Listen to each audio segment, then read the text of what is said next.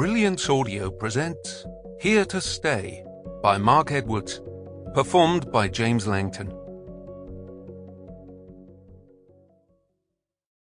Before, they had been driving for an hour before he finally snapped. "Can't you make her shut up?" Lizzie stared straight ahead, knuckles white as she gripped her knees. They had the windows wound down, but the air that blew in was warm and thick, and did nothing to blast the tension away. The landscape of southwestern France rolled by, vineyards stretching in every direction. They passed a chateau, shadowy in the distance, then drove through a hamlet of crumbling stone buildings. Jeff kept expecting to see blue lights in the rear view mirror, but nothing. Only the occasional truck leaping out of the dark like a monster in a movie, setting his nerves jangling again. "She's been through a lot," Lizzie began, but he cut her off. "She's been through a lot." Lizzie reached across, squeezing his knee. "Calm down. If you hadn't lost your temper back there." He shot her a look that made her change tack. "She loved him, Jeff."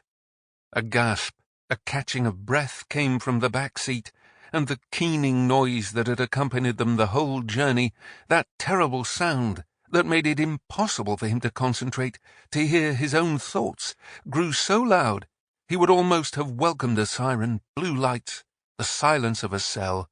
"Shut up!" he yelled, thumping the wheel. The keening dimmed, then stopped.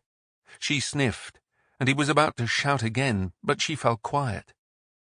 Now it was silent, he was able to think clearly, to push away the image of the dead boy.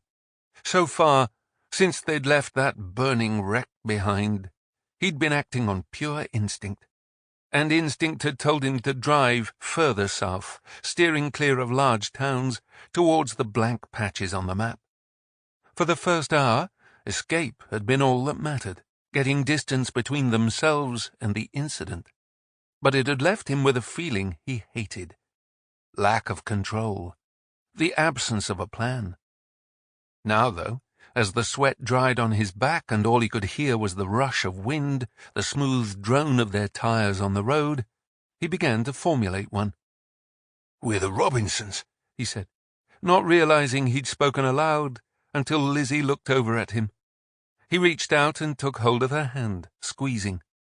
There was love in her eyes, love for him, for their family. A family of survivors.